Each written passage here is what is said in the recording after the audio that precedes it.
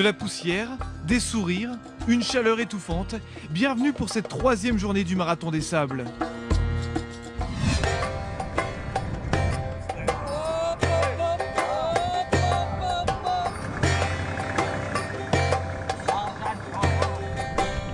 Bonjour et bienvenue sur le Marathon des Sables. Aujourd'hui, la journée débute difficilement. Comme vous le voyez, on a tanké notre voiture. La voiture qui est venue nous aider est ensablée aussi. On ne sait pas si le reportage va avoir lieu aujourd'hui. Attention, suspense. Finalement, notre petite péripétie n'a rien à voir avec les efforts de tous les concurrents de cette aventure extrême. À l'image d'un marathon qui ne manque pas d'histoire extraordinaire, Frédéric Mathieu revient de loin. Il y a encore 15 mois, il était à l'hôpital un jour sur deux. Depuis, il a eu le bonheur de recevoir un rein. Un don qui a changé sa vie. À 60 ans, il s'est lancé dans la course à pied pour prouver que chaque don d'organe offre une nouvelle vie.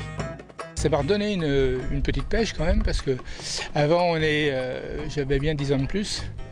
Et ben voilà, ma deuxième vie, je la commence maintenant, et puis je vais essayer de l'amener le mieux possible. Frédéric a depuis créé l'association Oui au don d'organes avec des amis pour sensibiliser toujours plus. Chacun est libre de faire ce qu'il veut, mais ceux qui pensent oui, qu'ils se déclarent, qu'ils en parlent à leurs proches, qu'ils adhèrent à une association. D'autres concurrents trouvent leur motivation après la disparition de proches. Cyril Prenez a perdu son père et son oncle de la maladie de Charcot, une maladie dégénérative et malheureusement incurable. On a par exemple aujourd'hui 30 km où ça va être difficile, nous c'est que 30 km. Un malade, c'est chaque jour, c'est physiquement, c'est mentalement. Donc nous, on se dit, on n'a pas le droit de flancher. Et c'est vrai que c'est vraiment un soutien. On reçoit des messages aussi de malades le soir sous la tente. Et vraiment, ça nous touche et ça nous aide à bien avancer. Les concurrents n'ont pas que du souffle, ils ont aussi un grand cœur. Sur ce Marathon des Sables, ils sont nombreux à soutenir des causes qui en ont tant besoin. Une façon pour tous ces coureurs de trouver une motivation supplémentaire et de se surpasser pour les autres chaque jour dans l'effort. Place à la course avec une 3e étape longue de 38 km entre le Djebel El Otfal et le Djebel Mouchan. Le chef d'orchestre, Salamé Alakra, s'envole dès le prélude de la course en compagnie de Samir Agdar sur un rythme élevé de plus de 13 km/h. Dans le tempo, Aziz El Akkad rejoint les deux hommes et s'envole alors en solo pour remporter l'étape.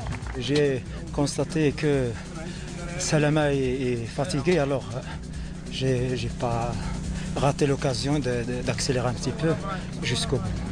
Du côté des tricolores, la victoire d'étape revient à Benoît Laval qui termine juste devant Christophe Le Sceau et Vincent Delbar. Delbar, premier français au général, est pour le moment 9e.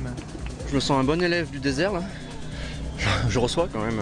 Aujourd'hui, c'est pas recevoir mais moins bien qu'hier. Alors j'étais content d'être avec Christophe à la fin. J'ai dit je peux rester derrière et voilà. Au général, malgré sa 3e place du jour, Mohamed Ansal conserve son fauteuil de leader. Chez ces dames, la soliste Laurence Klein continue son parcours sans fausse note. 3 victoires en 3 jours, en harmonie parfaite avec le désert. Je vais regarder un petit peu les écarts là maintenant, mais bon, c'est demain la grande étape, parce qu'ici au Marathon des Sables, tout peut arriver. Tant que la ligne d'arrivée finale n'est pas terminée. Laurence Klein compte désormais 24 minutes 10 d'avance sur Meganix. Demain, 76 km à parcourir pour un nouveau concert haut en couleur.